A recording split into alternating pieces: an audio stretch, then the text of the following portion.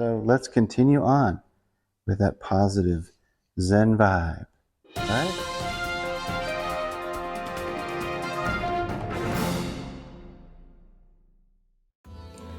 Hello and welcome to Scott's Garage. Sort of a mountain bike adventures simulcast, if you will, compilation of the two channels, but mostly it's a Scott's Garage thing. So I wanted to give an update on my e-mountain bike. So you saw the whole process of converting my really nice mountain bike into a really nice e-bike, and that was cool. And I took it to, on a bunch of rides, but took it to Arizona and rode it a bunch all over around my dad's property there in Arizona and had a great time. It's really nice to just be able to hit that throttle, go up those hills. I was able to go a lot farther and faster than I normally would without getting so tired, cover a lot more ground and do a lot more exploring, which is kind of what I like to do. But if you can see right now, currently we have one flat tire. I went on 4 bike rides over the course of like 6 days, and I got 6 flat tires. One of the flats that I had on the back, when I took it off, it had 3 thorns in it. And granted that, it's an area where they have a lot of thorn bushes, and I was going through brush.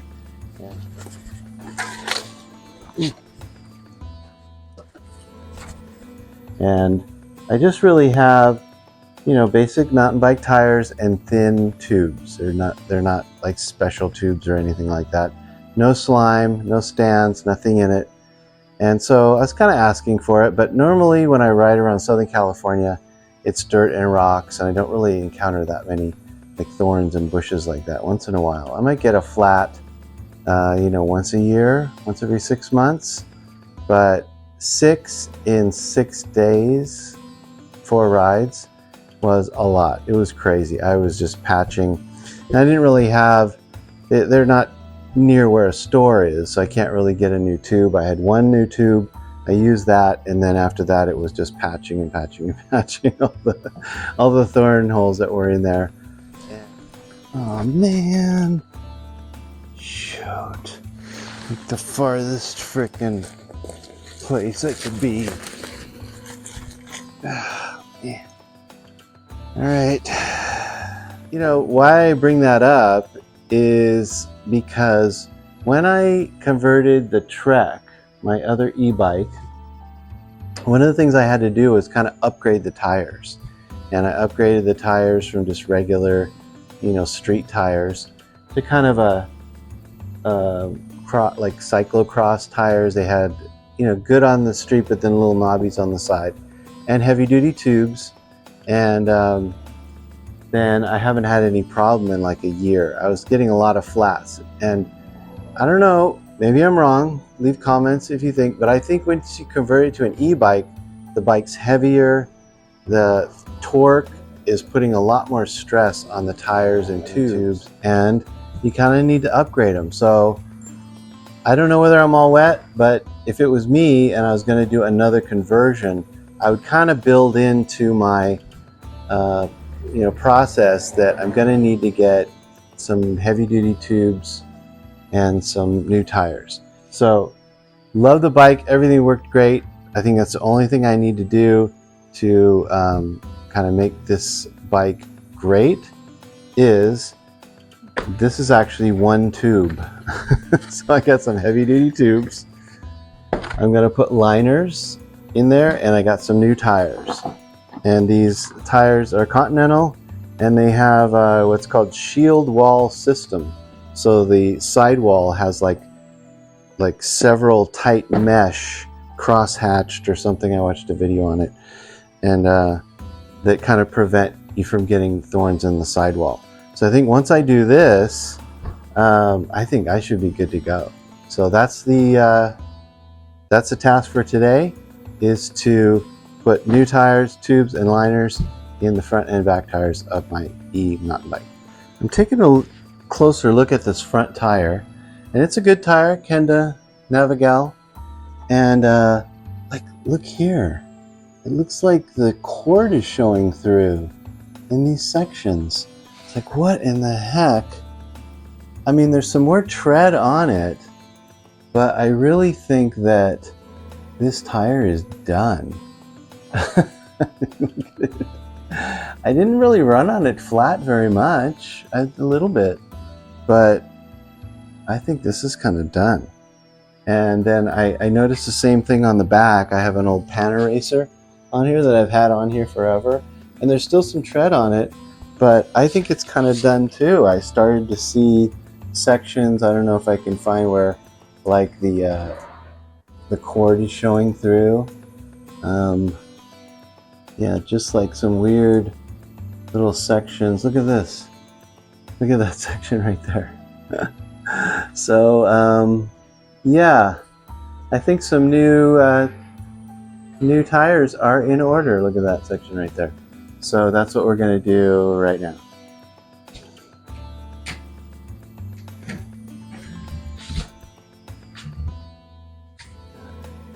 I'm kind of glad I did this. I hadn't really looked at this front tire until kind of just a few minutes ago when I started to look at it. So what I'm trying to do here is, before I just crank this over, is I'm pushing the bead in so it has a little bit of give here, rather than just trying to crank it over with force. Then you can hook this one onto my spoke, which is kind of cool.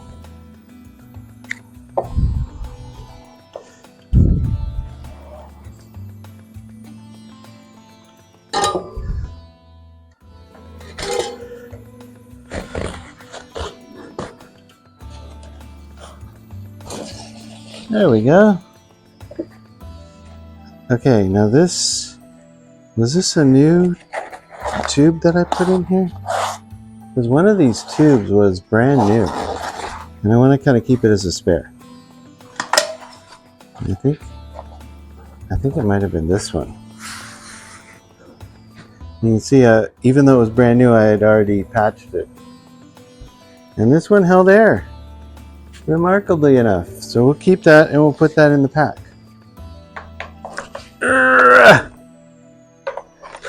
Brute force. Blunt. The brake is on this side.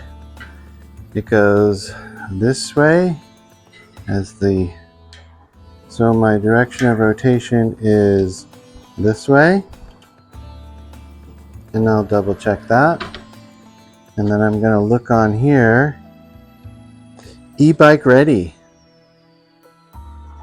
Okay, rotation is rotation and an arrow. I think what I'm going to do is put the tube in there first and then sneak the liner in between the tire and the tube. Let's do that. What do you think, Willie? Should we do that? Yeah, let's do that. Jesus, this thing is crazy. Crazy thick. I don't really care about weight at this point because I'm really not pedaling. So I guess that's the whole key here, is that you can do this with your e-bike, because adding another, I don't know, 5 pounds or something to, bike that you had to pedal, 5 pounds would be like, oh my God, 5 pounds? That would be insane. But, I'm not pedaling, so. Okay, so just to give that some shape.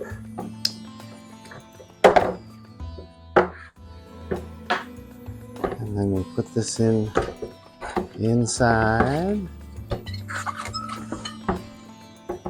That thing is really thick. This wants to scoot away from me.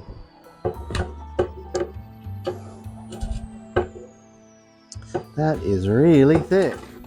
All right. Success. There we go. Hey, that's looking pretty good. And then if I can just sneak this tire liner in there, in between. Okay, so all I'm doing is just kind of sneaking this tire liner in between the tube and the tire. And they said in the directions that it's okay if it overlaps a little bit.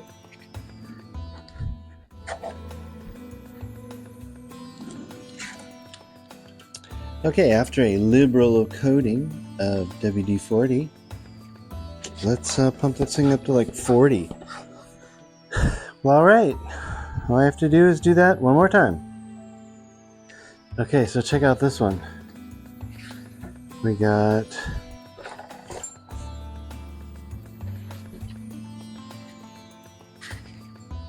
one, two, and three. I think it's kind of like 3 strikes and you're out. Yeah. Or maybe hung on the wall in celebration of your tube ruining prowess. And then this one, it's so old and worn out. It just flops off the rim like that.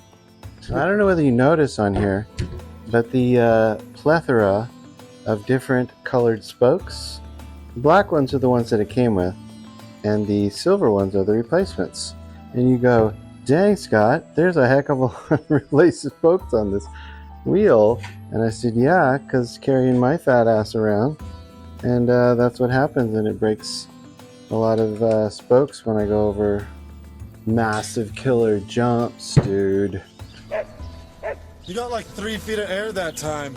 And yeah, and then boing, boing, and I was breaking one like every ride there for a while, and then it kind of like settled down, and I haven't broke one in a long time, but I do have a handful of them in my toolbox, so if that happens, I am prepared with more spokes can be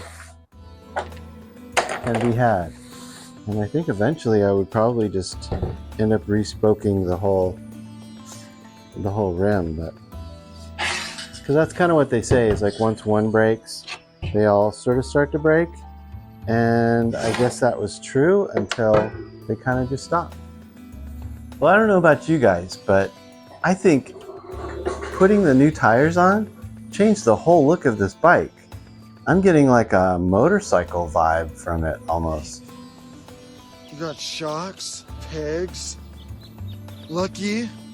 It's really incredible how much some tires change the whole look of it. I went to a 2.3 wide tire, which doesn't seem like much more than 2.2 or 2.1, but it really makes a big difference. It just makes it look like knobby tires on a motorcycle. And what's funny is the bike's sort of morphing into almost a motorcycle, the way it feels, you know, kind of the heaviness of the top and just the power of it, sort of feeling like a motorcycle the more and more. But let me show you a couple things that I found out. When I was putting on the rear tire, which should be pretty straightforward, I noticed that I had the chain actually looped over this bracket. This bracket is supposed to keep it within this cage, and I actually had it looped in there, going over the top of this. And if you can see, it was eating grooves into that bracket. I don't know how long it's been like that. I guess since I put the chain on a month ago or something. But sloppy and lazy. I should be better than that. So I fixed it, but I am going to try to be more careful in the future. The other thing I noticed is how worn out this saddle is. Seat, we'll call it. It's all cracked and old. It's pretty old. It's probably, you know, I've got, I don't know, 5 years or something of riding on it. And probably needs to be replaced, so I went ahead and bought one, and let's put that on now. So I went on Amazon and looked for a seat that was similar to this, and it's kind of nice because I don't have to really worry about the weight. Because having a nice cushy seat when you're riding a lot is nice, but if you have to pedal the bike yourself, that's not nice. So that's why they have the really thin, very, very light saddles But I don't have to worry about that since I'm not pedaling really much. The bike's doing most of the work. So I went and I got this Velmia King seat. So let's open this up and see what it looks like. This got pretty good ratings on Amazon and wasn't too expensive. So I think it's right up my alley. But I need a knife to open this. All right, so let's actually see what we got. Okay, instructions. Seat instructions. And, ooh, look at that. 3-zone concept. Balance area, dynamic area, seating area. All right.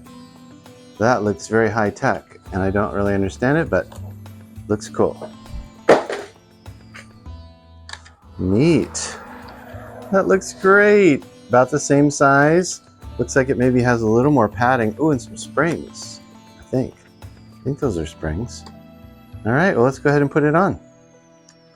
Okay, so right out of the gate, I'm not going to be able to use this bracket because that is a regular up tube.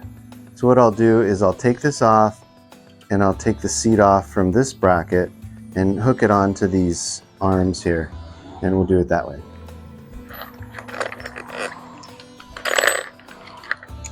Okay, and of course we will keep all this. You never know what we will need that for in the future. Oh, there's two. Okay, so it's really important that you read the instructions. So put the seat on and then adjust it, get your level out, and then pedal your bike. That's it. Wow, this really morphed into a lot. It was really difficult finding the English, but I thought number 2 was really important. The saddle is intended only for private use as a seat for a bicycle. Or a seat for bicycles. Huh. All right, so I'm not supposed to use it for anything else.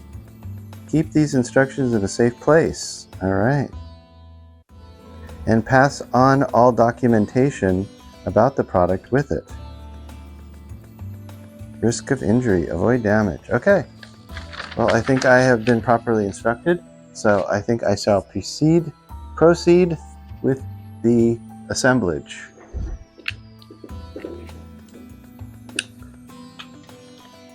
Okay, take this off, and the other side comes off with kind of a nut thing, and that's your pinchy part, and then that kind of pops off of there. I hope this distance is right. I really like the seats with the hole right there. That's much appreciated in certain circumstances. Let's see. I don't know, it looks about the same. Let's try.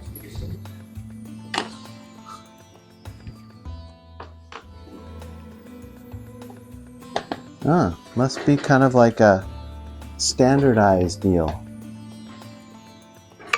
Okay, so if you can see, there's like these pivoting things. This one is loose, but this one is kind of a little locked up. So I'm just going to give it a little tap.